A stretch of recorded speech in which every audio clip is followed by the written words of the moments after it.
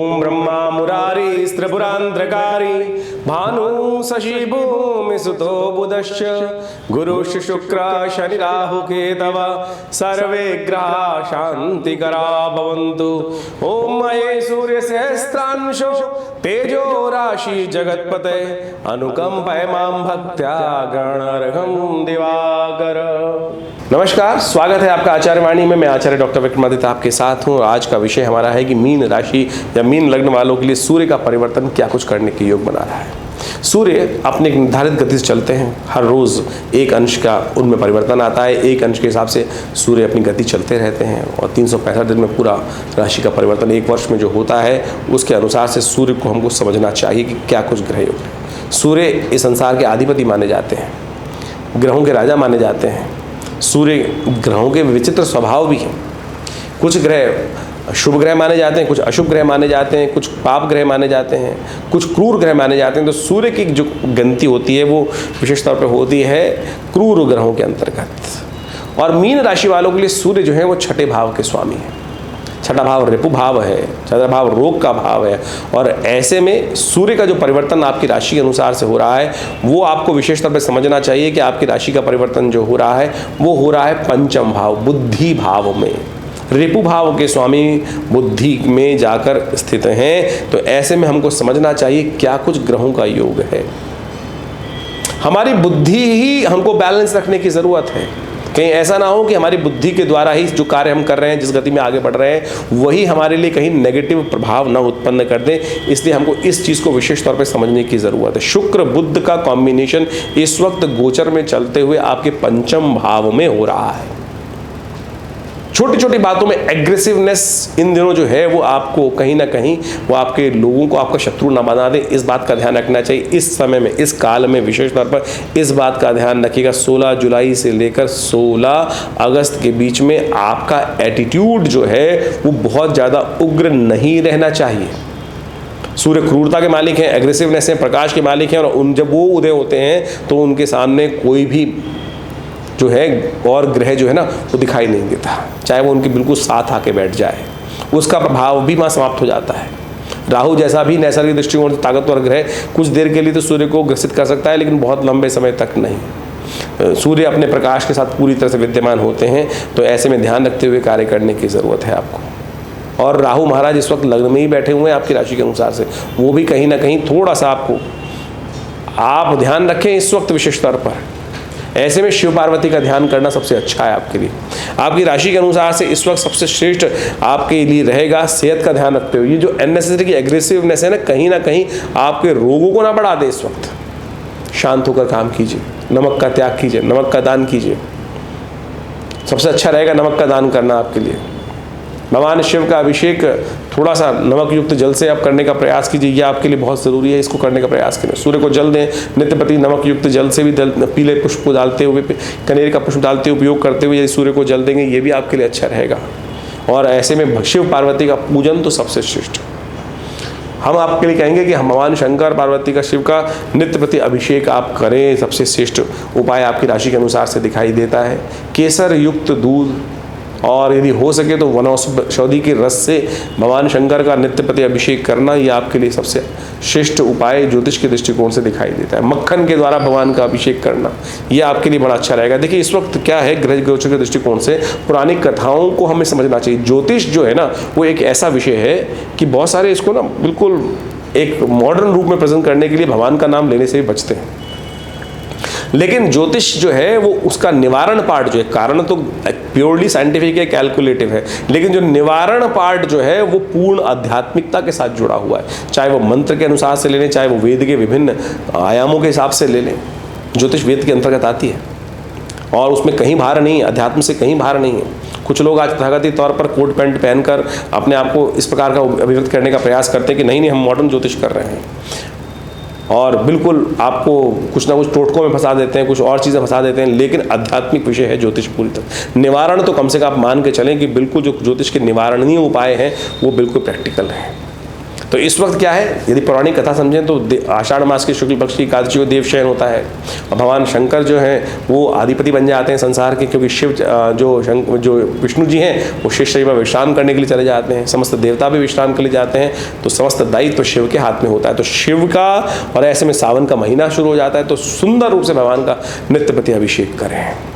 जैसा हमने कहा केसर युक्त दूध से अभिषेक करें भगवान का, ये सबसे अच्छा रहेगा। मक्खन के द्वारा भगवान का अभिषेक करने का प्रयास करें, घी से भगवान का अभिषेक करने का प्रयास कीजिए। गाय के शुद्ध घी से जो पीला वाला घी होता है उसके द्वारा भगवान का अभिषेक करना, ये आपके बहुत सारे कष्टों को दूर करने में। महामृत्युंजय मंत्र का नित्य प्रति जप करें। स्वास्थ्य के दृष्टिकोण से ये समय अननेसेसरी के आपके रोगों को उत्पन्न करने के योग बना सकता है, तो ध्यान रखते हुए कार्य करने का आपको प्रयास करना चाहिए। इस प्रकार से ज्योतिष के दृष्टिकोण से आपको समझना चाहिए कि ग्रह गोचर का परिवर्तन जो है किस प्रकार से आपके जीव कुंडली के अनुसार से योग बनाता है, और उसके हिसाब से ही हमारे जीवन में हमारे समक्ष बहुत सारे जो योगा योग का फल होता है वो उपस्थित होता है। उसके अनुसार से हमारे जीवन में ग्रहों का अच्छा बुरा प्रभाव जो हम यदि समझ लें तो उसके नेगेटिव प्रभाव को हम अपने जीवन से दूर करने के लिए भी रास्ते चुन सकते हैं। उपाय यही है।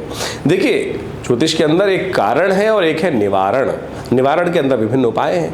बहुत सारे लोगों का मत ये रहता है कि जब जीवन में जब कुछ बन रहा है, हो रहा है, आ रहा है, जब वो निर्धारित है तो फिर उसमें परिवर्तन कैसा कर सकते हैं। देखिए, कुछ भी निर्धारित नहीं है, सब कुछ आपके कर्म के अनुसार से है।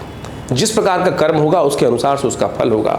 यदि कोई दुष्कर्म हमारे द्वारा या किसी के द्वारा हो गया है जीवन में, तो उसका प्रायश्चित करने के लिए भी विभिन्न रास्ते हैं। जब हमारे जीवन में कुछ दुष्कर्म हुआ तो उसके कारण से कुछ दुष्प्रभाव उत्पन्न हुआ, तो उसको शुभ करने के लिए पुण्य कर्म बढ़ाने का हमें प्रयास करना चाहिए।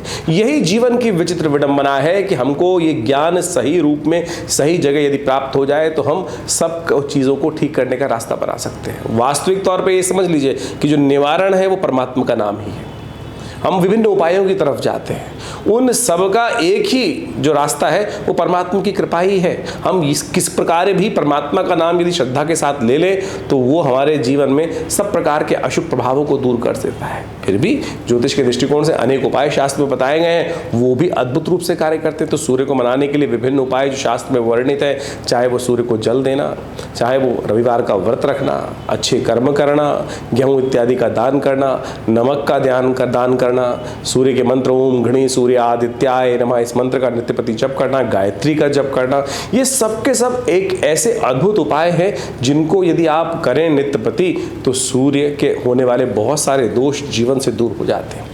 तो इन सब कर्मों को यथाउचित भाव से अवश्य करने का प्रयास करना चाहिए। सूर्य का जो आदित्य हृदय स्तोत्र है वो तो अद्भुत है, यदि उसका सानिध्य नित्य प्रति लिया जाए तो अनेक प्रकार से जीवन के कई कष्टों को दूर करने का रास्ता बन जाता है। सूर्य प्रत्यक्ष देवता है शास्त्र के अनुसार से, और वो नित्य प्रति अपना दर्शन देते हैं प्रकृति में, हर मानव को, हर जीव को अपना दर्शन देते हैं नित्य प्रति। अपने कार्य के अनुसार से वो संसार में प्रकाश का उदय करते हैं, इसलिए हमारे यहाँ उनको प्रत्यक्ष देवता कहा गया है। तो उनको ठीक करने के लिए उनके ग्रह प्रभाव को अपने जीवन से यदि हम अशुभ प्रभाव यदि किसी कर्म के अनुसार से हमारे जीवन में बन गया है तो उनको ठीक करने के रास्ते अवश्य आपको चुनने का प्रयास करना चाहिए। और यदि नित्य प्रति भगवान सूर्य को आप जल देंगे तो उनके तेज को ग्रहण करने से भी आपके जीवन में जो कहीं ना कहीं कुछ उठापटक के योग हैं, कुछ नेगेटिव सूर्य के अनुसार से जो प्रभाव उत्पन्न दिखाई दे रहा है ज्योतिष गणनाओं के अनुसार से, उसको बहुत बढ़िया तरीके से ठीक कर सकते हैं। और विभिन्न प्रकार से विभिन्न समय और इस समय तो बड़ा अद्भुत योग चल रहा है।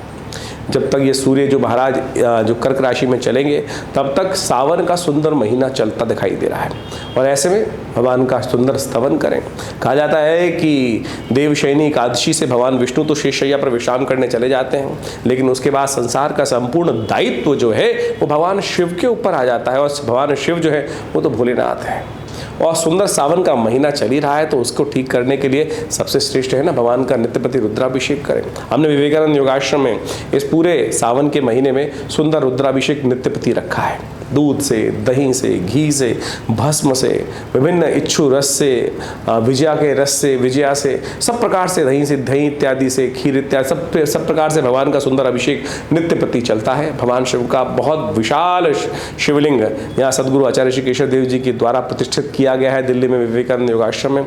वहाँ नित्य प्रति सावन के पूरे महीने में रुद्राभिषेक रहेंगे। अपनी अपनी मनोकामनाओं के निमित्त लोग वहाँ इस कार्यक्रम में रोज जुड़ते हैं, आते हैं, रुद्राभिषेक करते हैं। तो आप भी सादर आमंत्रित हैं।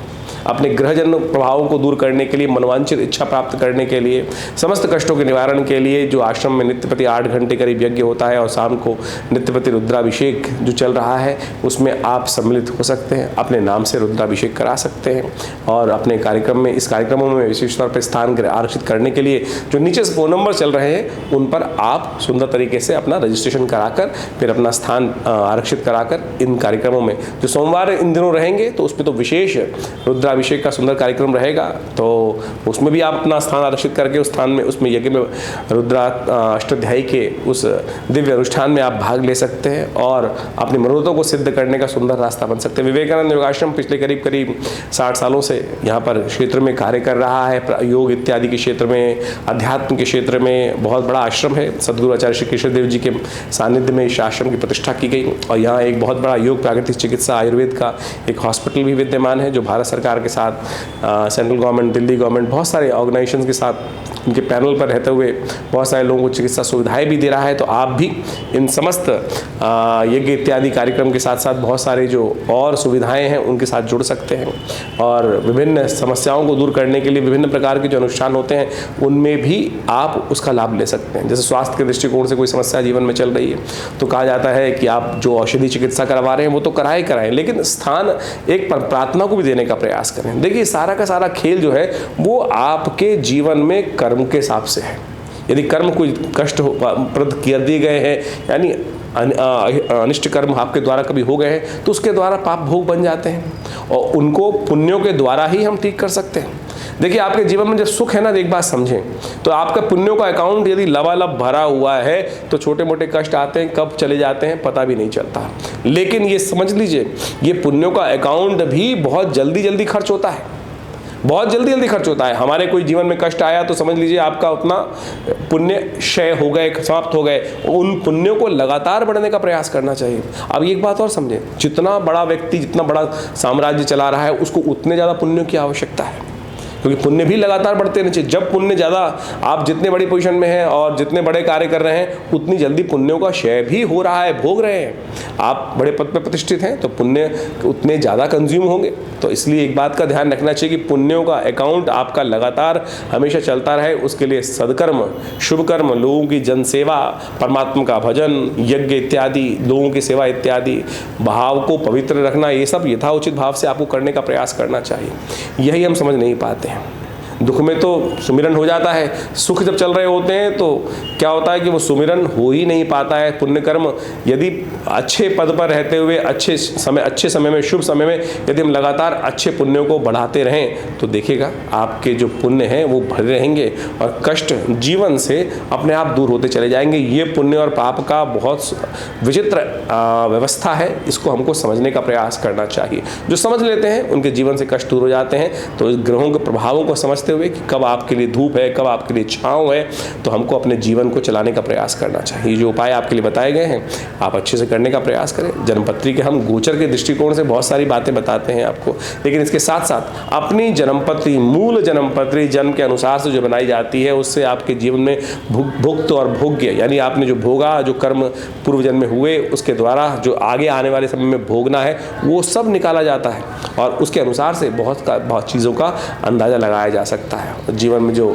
समस्याएं चल रही हैं उनको दूर करने के लिए विभिन्न शास्त्र में उपाय वर्णित किए गए हैं, तो उन सबको करने से अद्भुत रूप से कष्ट दूर होने के योग बनते हैं। ये सिद्धांत बिल्कुल सत्य है। लोग आएंगे आपके जीवन में, बहुत सारे समय पर लोग उपस्थित होंगे जो भ्रांति उत्पन्न, आपको पदभ्रष्ट करने का प्रयास कर सकते हैं, लेकिन उसमें ना अटकना, यथाउचित भाव से अपने कर्मों को करने का प्रयास करना वो आपके लिए अच्छा रहेगा।